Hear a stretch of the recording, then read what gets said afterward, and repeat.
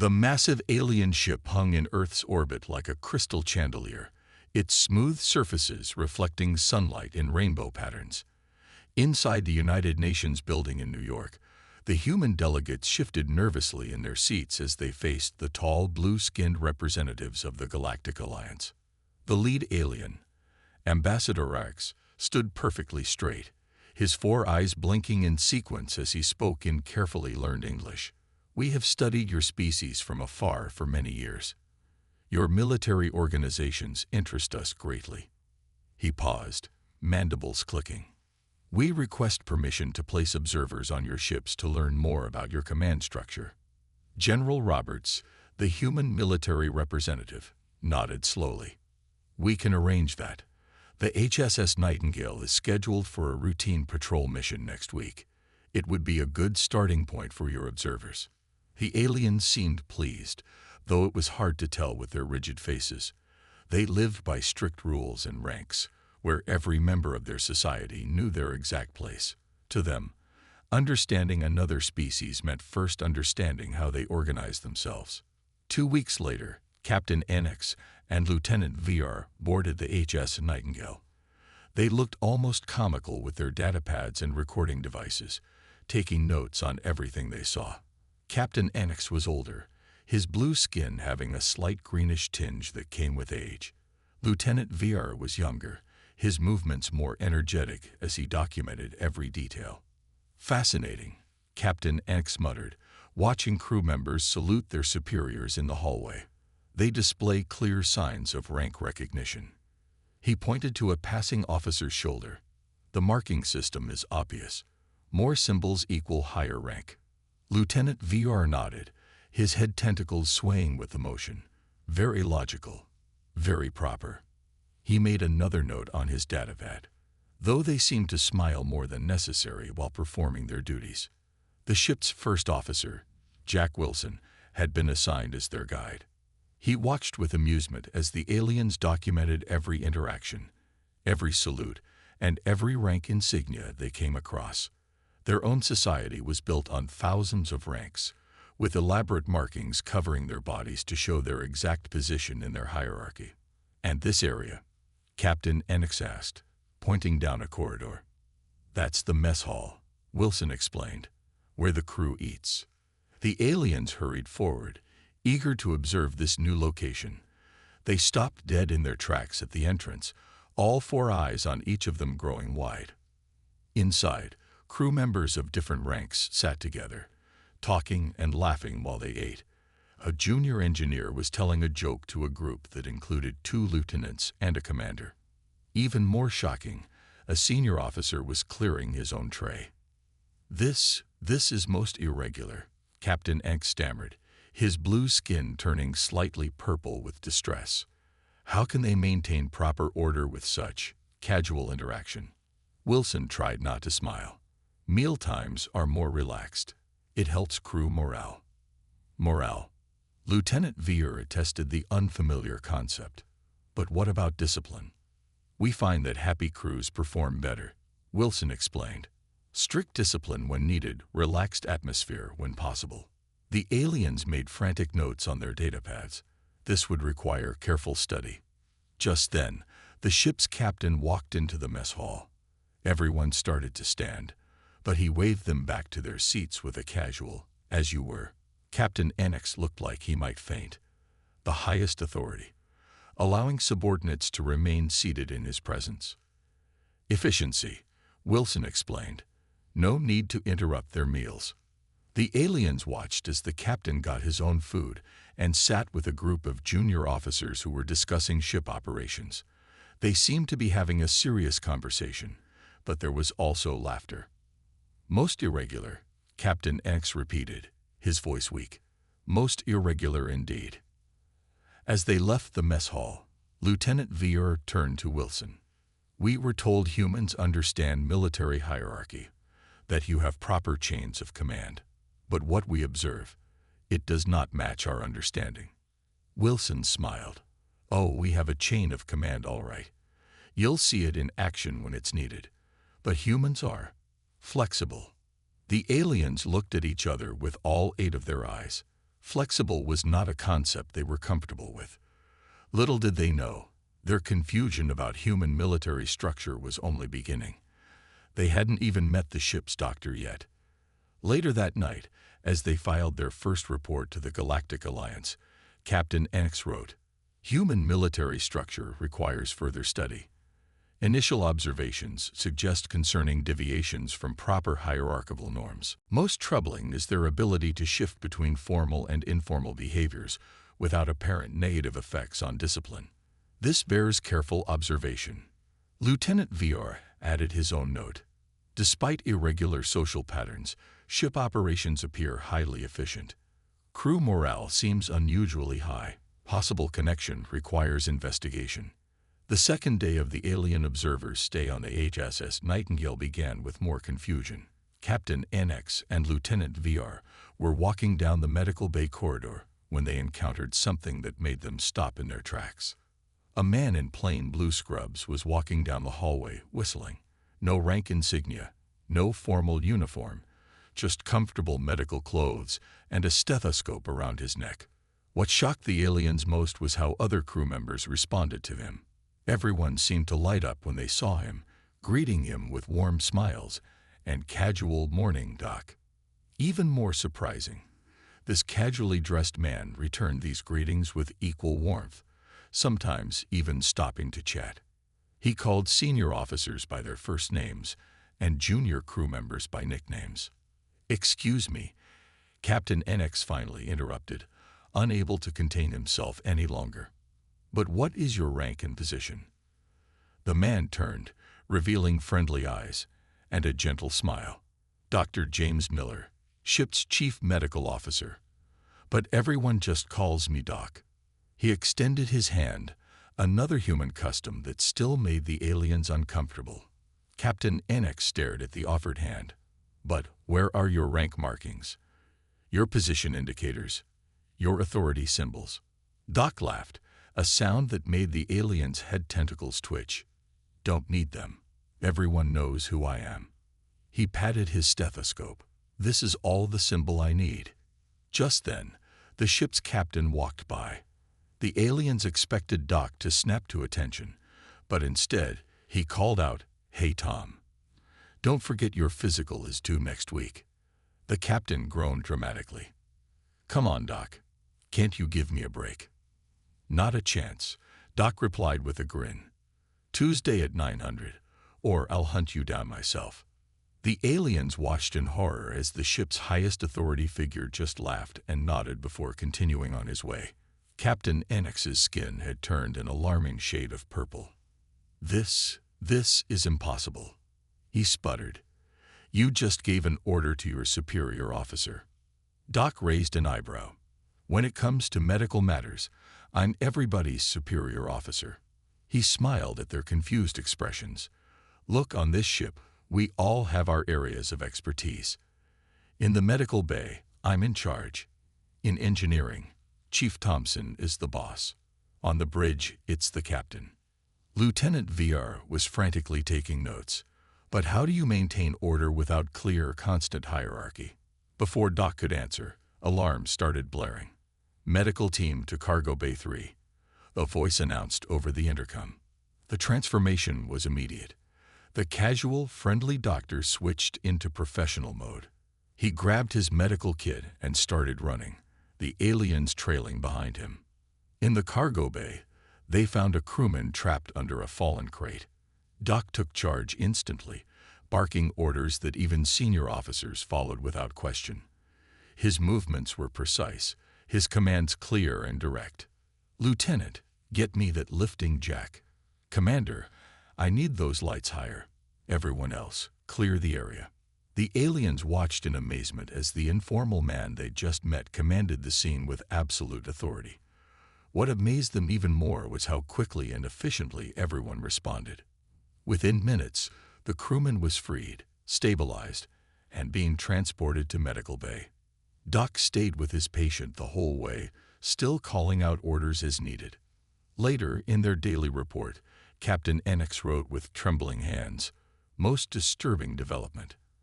have encountered human-designated Doc, who appears to exist outside normal command structure. Displays no rank markings yet commands authority at will. More alarmingly, senior officers comply without question. Lieutenant VR added his own observations. Subject Doc appears to switch between informal and command modes without warning. Crew response remains consistently positive in both states. Traditional hierarchy appears to bend around medical authority. Requires further study. That evening, as Doc finished treating the injured crewman, he noticed the aliens still watching him from the doorway. He smiled and waved them over. "Still trying to figure it out?" he asked kindly. "We do not understand," Captain X admitted. "In our society, every position is fixed, every rank absolute. But you are something else." Doc's eyes twinkled. "That's because medicine isn't about rank. It's about trust.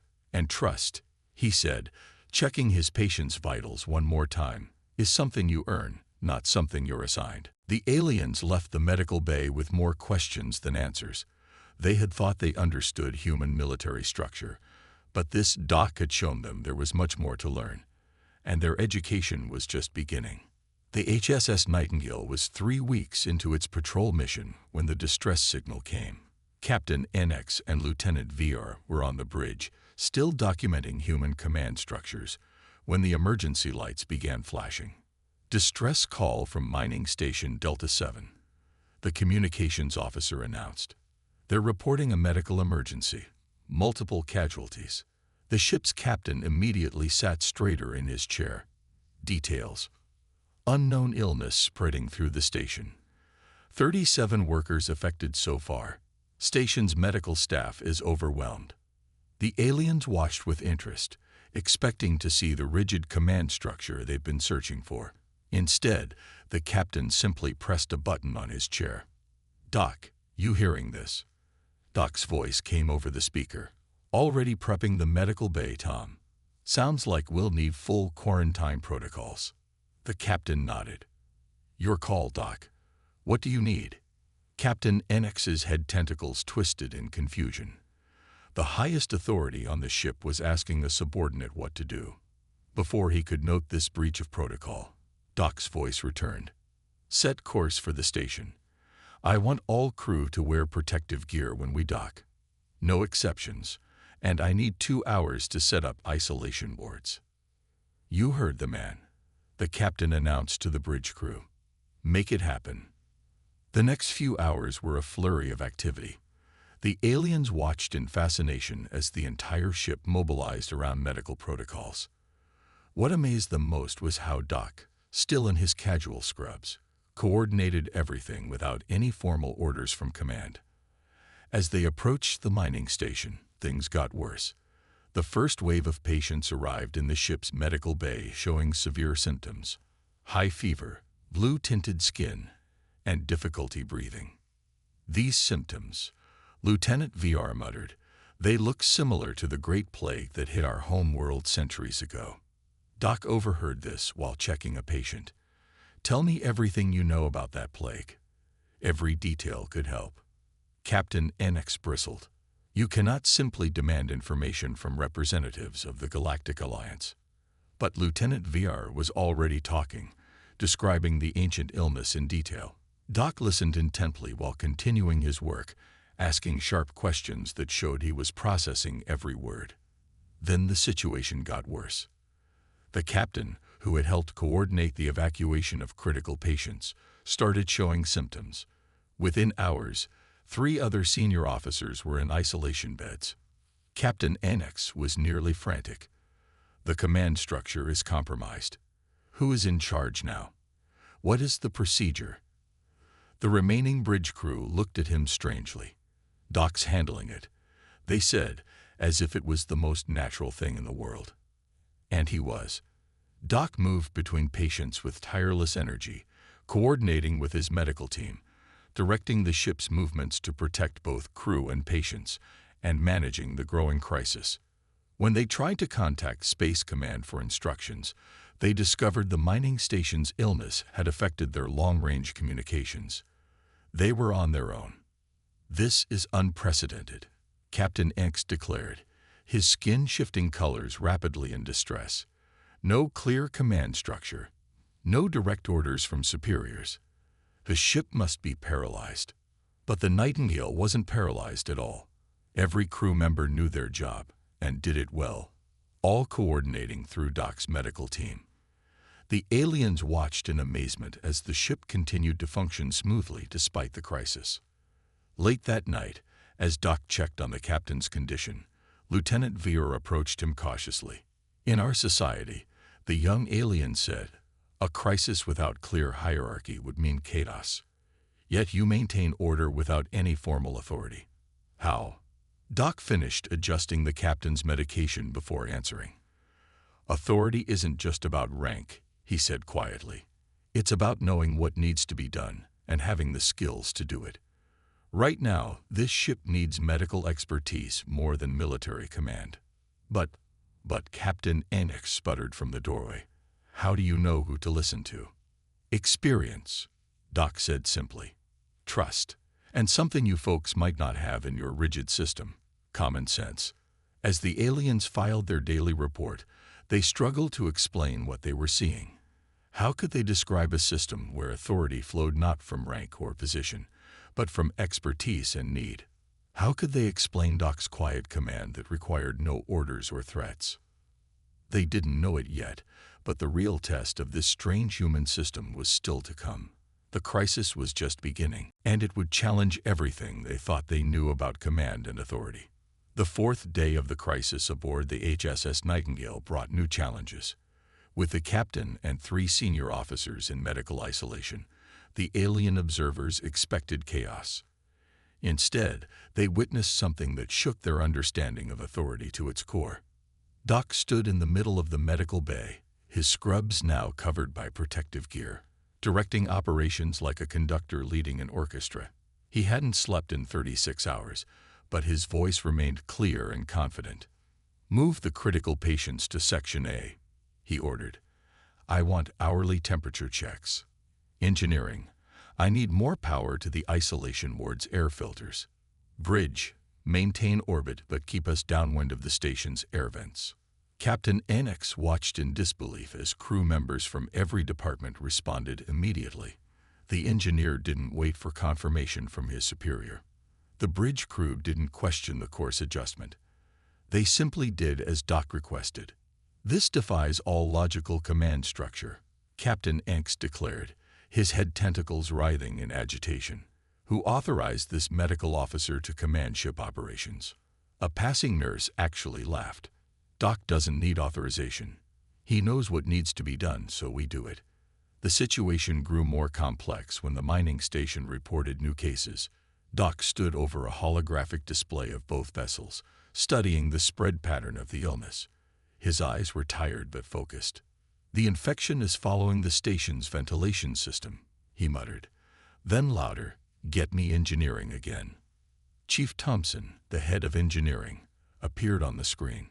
According to the alien's understanding of rank, he should have been in command now that the senior officers were incapacitated. Instead, he looked to Doc expectantly.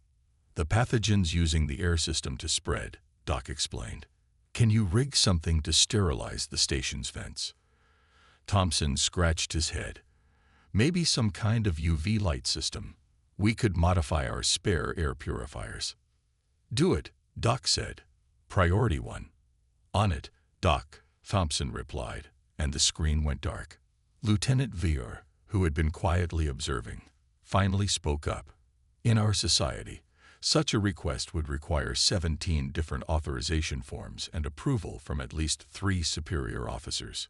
Doc didn't even look up from his patient charts. Would the sick people survive long enough for all that paperwork?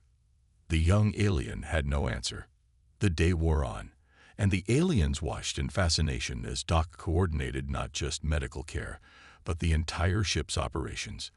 He authorized supply transfers, approved engineering modifications, and even gave orders about the ship's position relative to the station. But what about regulations? Captain Enix asked a passing officer. "Procedures. Chain of command." The officer shrugged. Doc's keeping everyone alive. That's the only procedure that matters right now. Late in the evening, Doc was checking on the captain's condition when an alarm blared from the station. A critical system was failing, threatening to release more contaminated air. Without hesitation, Doc grabbed the comm. Engineering, I need those UV filters now. Bridge, pull us back 2 kilometers.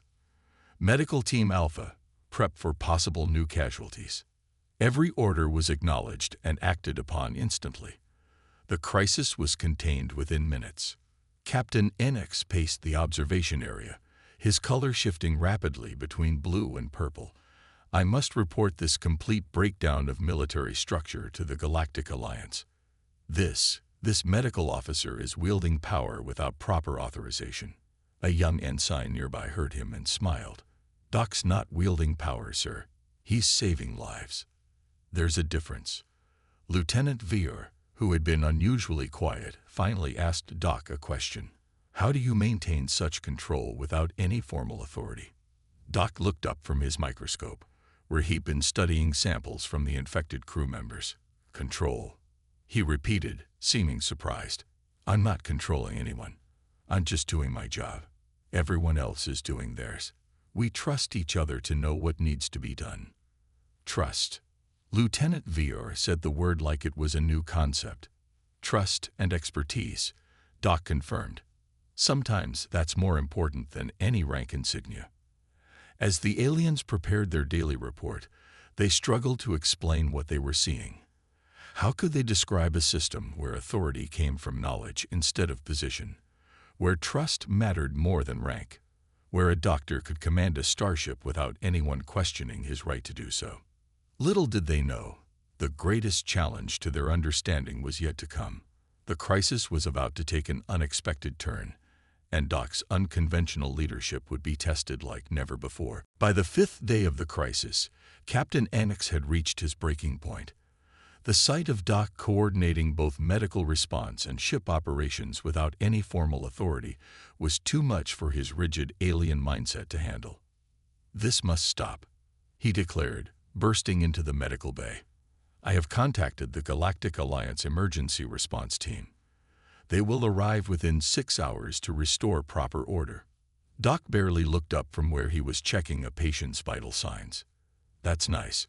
Make sure they wear full protective gear when they board.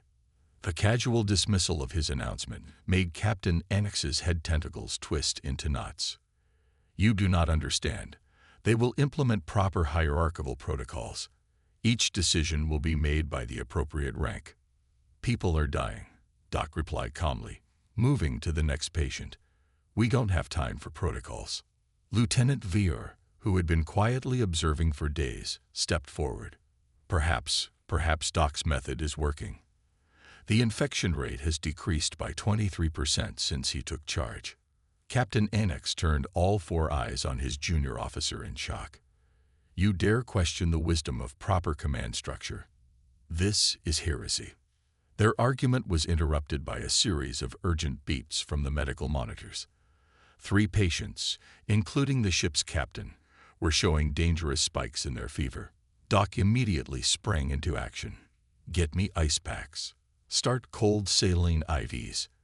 Engineering, divert more power to the cooling systems in the isolation ward. Stop. Captain Annex moved to block the medical team. You must submit the proper forms for temperature control modification. It requires at least 4 signatures from officers of appropriate rank. For the first time, they saw Doc's anger. His voice was quiet but carried such authority that even Captain Annex stepped back. Move. Now. The alien observer found himself obeying before he could think about it. The medical team rushed past him with their supplies.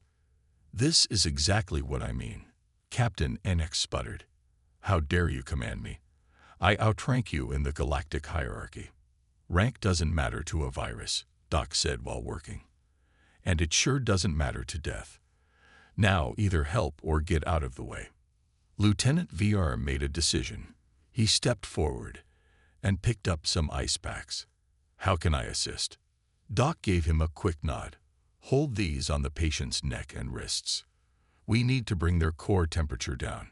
Captain Annex watched in horror as his junior officer worked alongside the human medical team. Lieutenant, you are violating at least 15 protocols. With respect, sir, Lieutenant Veer replied, not stopping his work. I am choosing to save lives instead. The next few hours were tense. While Doc and his team fought to stabilize the critical patients, Captain Annex paced the medical bay, quoting regulations and filing angry reports to his superiors.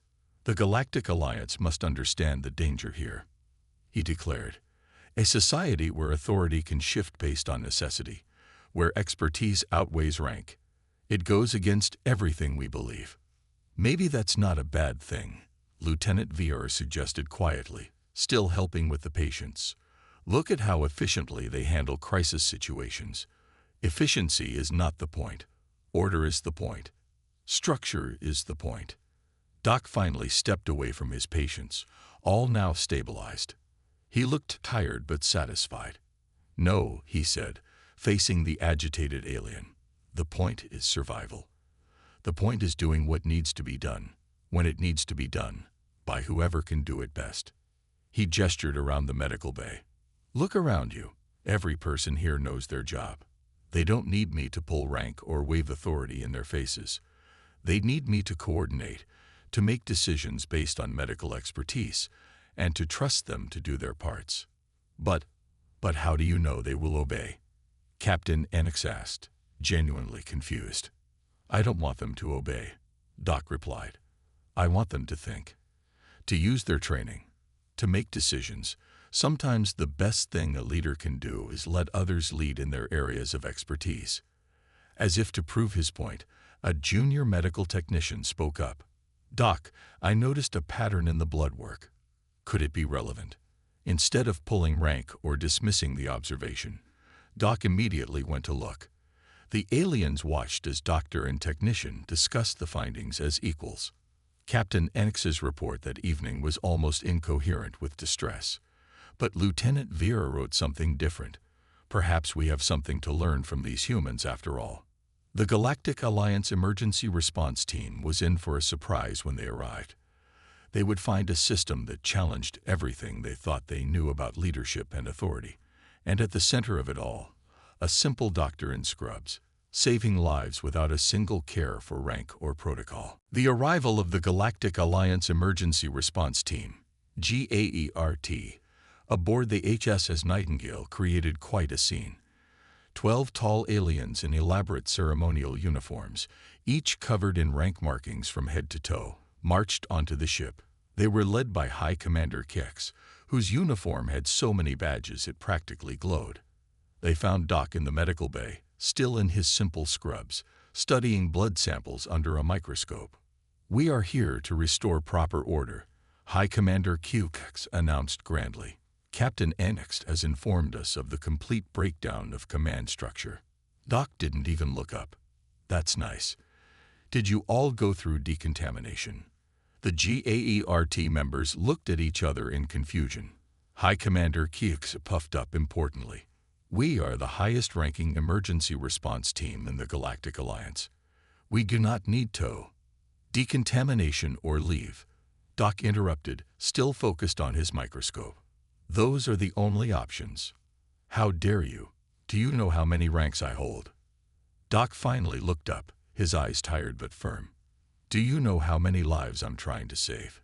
Decontamination. Now. Something in his voice made even the High Commander hesitate. Before he could respond, Lieutenant Veer stepped forward.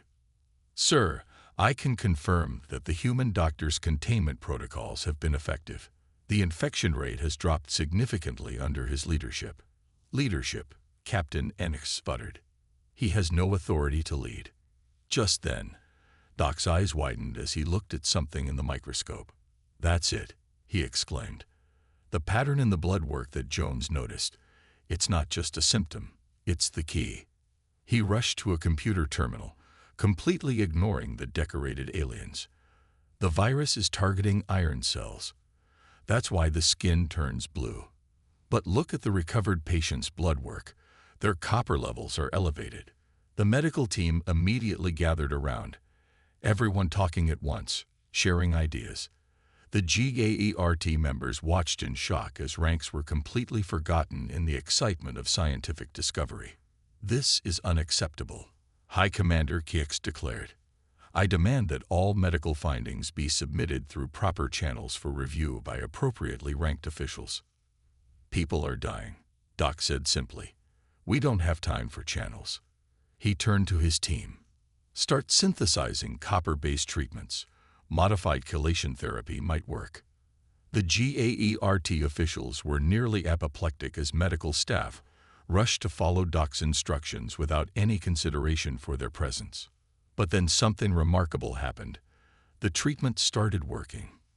Within hours, patients began showing improvement. The captain's fever broke.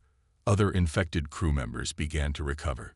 Even the cases on the mining station showed positive responses to the new treatment. The GAERT members watched in stunned silence as Doc moved from patient to patient, checking vital signs, adjusting treatments, and coordinating with his team.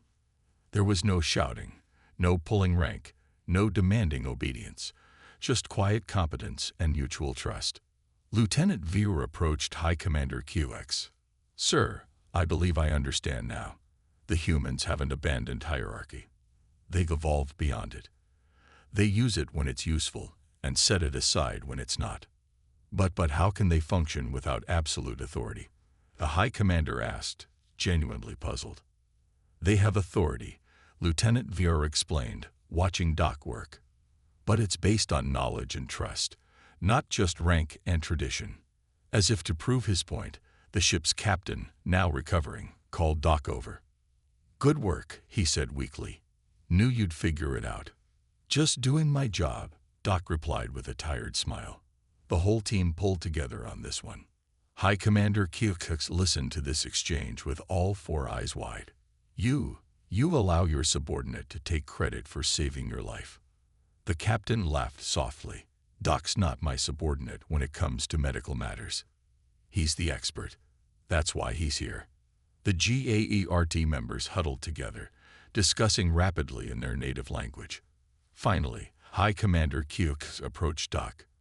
We request permission to observe your medical protocols," he said stiffly, "for educational purposes." Doc shrugged. "Sure, but you'll have to wear protective gear like everyone else." As the aliens filed out to get properly equipped, Captain NX watched his superiors following Doc's instructions with a mix of horror and fascination. Lieutenant Veer smiled. It seems even the highest ranks can learn something new. And so, the Galactic Alliance began to understand that true authority doesn't always come from badges or titles.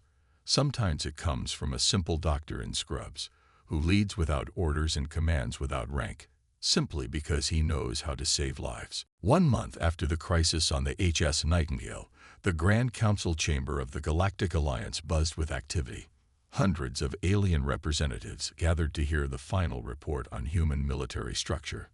The massive chamber, with its crystalline walls and floating platforms, had never been so crowded. Captain NX and Lieutenant Veer stood before the council, their experiences aboard the Nightingale having changed them in very different ways.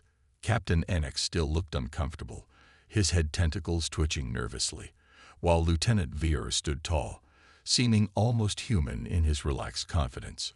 "Respected council members," Lieutenant Veer began, "we must revise everything we thought we knew about human command structure." The council members shifted in their seats. High Commander Kyukux, now an unexpected ally after his experience on the Nightingale, nodded encouragingly.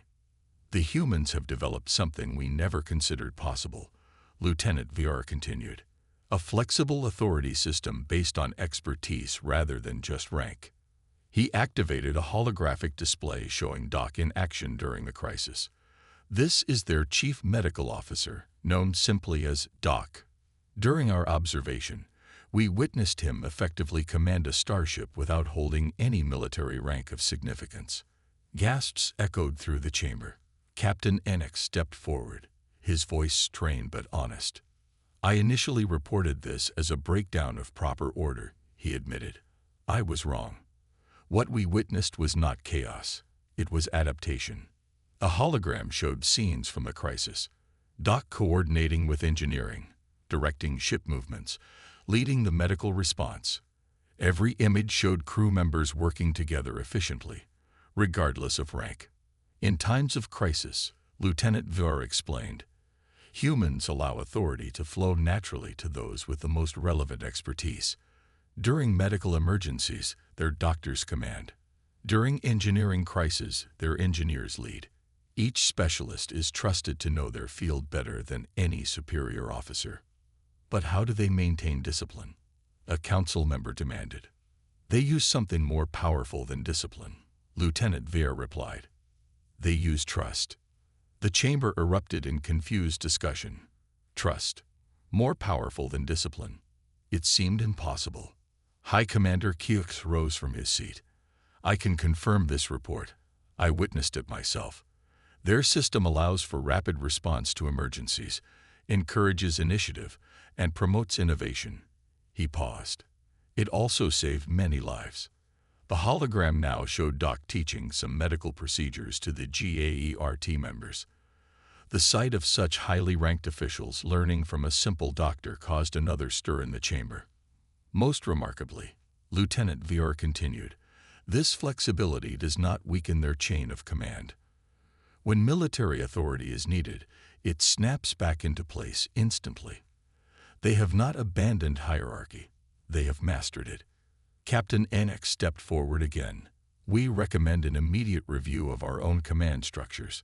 Perhaps there is room for some flexibility in our system as well. The council chamber burst into heated debate.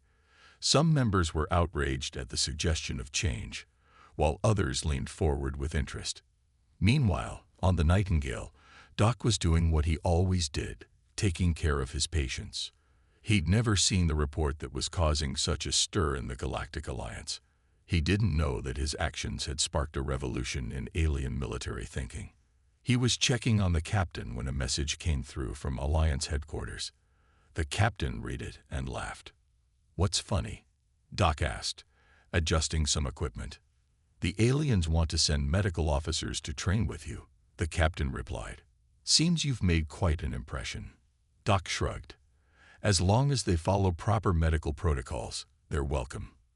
They're also creating something called the Miller Protocol, named after you. It's a new directive allowing medical officers to assume command during health crises.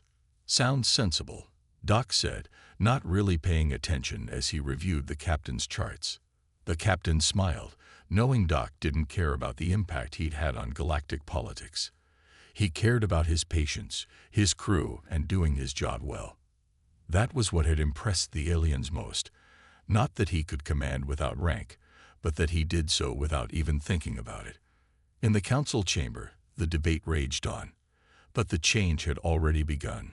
Because of one human doctor who led without ordering and commanded without rank, the most rigid military structure in the galaxy was learning to bend. And somewhere in deep space, aboard the Nightingale, Doc was still just doing his job, blissfully unaware that he had changed the galaxy's understanding of what true leadership means.